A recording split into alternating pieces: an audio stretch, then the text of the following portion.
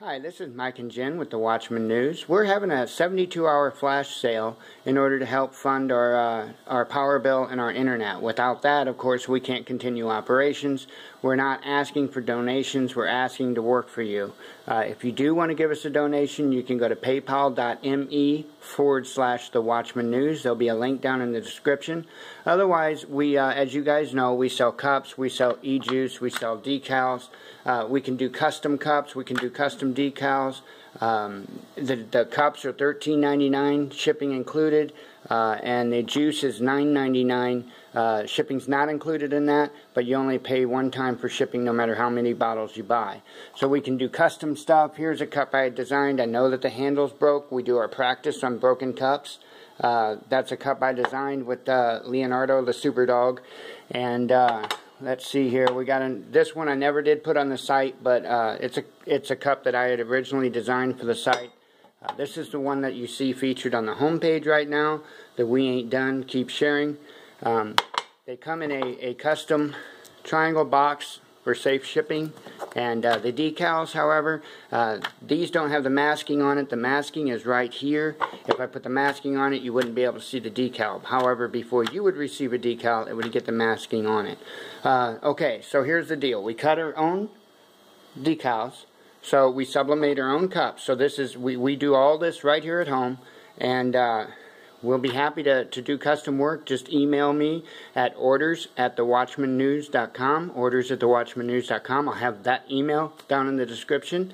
What you see in front of you is our giveaway prizes, but we got to be able to make sure we have our power, our internet, and be able to pay for the shipping to ship these out. But here's the first place right here, here's the second place right here, and the decal is the third place right here. So let us know what we can do for you. Thank you. It is October 3rd, 2016. This is the Watchman News, and I'm Mike Callahan. We've seen a continuation of Russia getting ready. It seems sometime tonight, I guess our time, will be October 4th, their time, and they will start their drill with 40 million people going underground.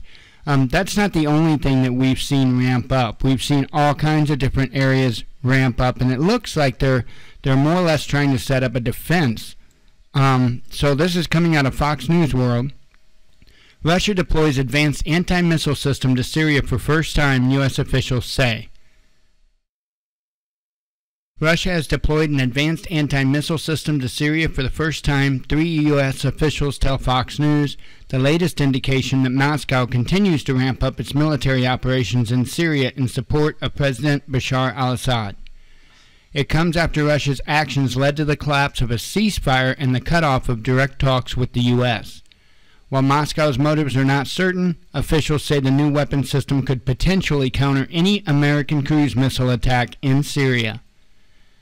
Components of the SA-23 Gladiator anti-missile and anti-aircraft system, which has a range of roughly 150 miles, arrived over the weekend on the docks of a Russian naval base along Syria's Mediterranean coastal city of Tartus, 2 U.S. officials had said.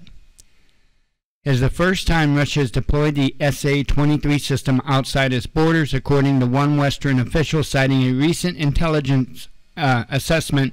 The missiles and associated components are still in their crates and not yet operational, according to the officials.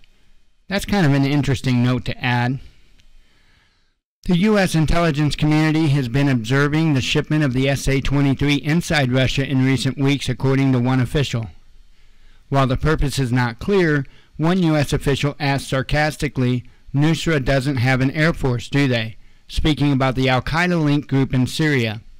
The Islamic State also does not fly any manned aircraft or possess cruise missiles, in a sign that Russia is directing its actions to protect itself against any potential attack from the United States or its allies. Like I said, it looks like a position of defense, not otherwise. The SA-23 can fire 2 different types of missiles. A smaller missile is used against aircraft and cruise missiles, and is known as NATO as Gladiator. The larger missile is used against intermediate-range ballistic missiles and jamming aircraft, and is known as Giant. Both missiles use the same type of warhead containing over 300 pounds of explosives, according to MilitaryToday.com. 3 years ago, President Obama weighed military action against the Assad regime's chemical weapons facilities as well as air bases housing the regime's attack helicopters and jets. U.S. Navy ships in the eastern Mediterranean were prepared to launch Tomahawk cruise missiles in a limited strike to cripple the regime. Russia deployed a separate air defense system, the S-400, to Syria after a Russian jet was shot down by a Turkish warplane last November. Since the S-400 deployment, the U.S. military has been careful about flying manned aircraft inside the range of the system, despite repeated pledges by the U.S. military that its airstrikes in Syria are focused on ISIS and not the Assad regime. Monday, the Pentagon announced it conducted an airstrike potentially killing a prominent al-Qaeda-linked operative in Syria. Officials said they were still assessing the strike and have not released the name of their target. Hours after the State Department announced it was cutting off talks with Moscow, President Vladimir Putin said he had suspended a Russia-U.S. deal on the disposal of weapons-grade plutonium. Putin's decree, released by the Kremlin, cited Washington's unfriendly actions. Top U.S. officials had recently accused Russia and the Syrian regime of indiscriminate bombing in Syria using incendiary and bunker-busting bombs on civilians.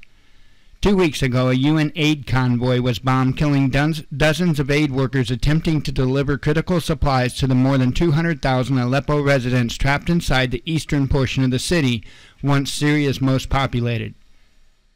In the past week, hundreds of civilians, including children, have been killed, according to local reports.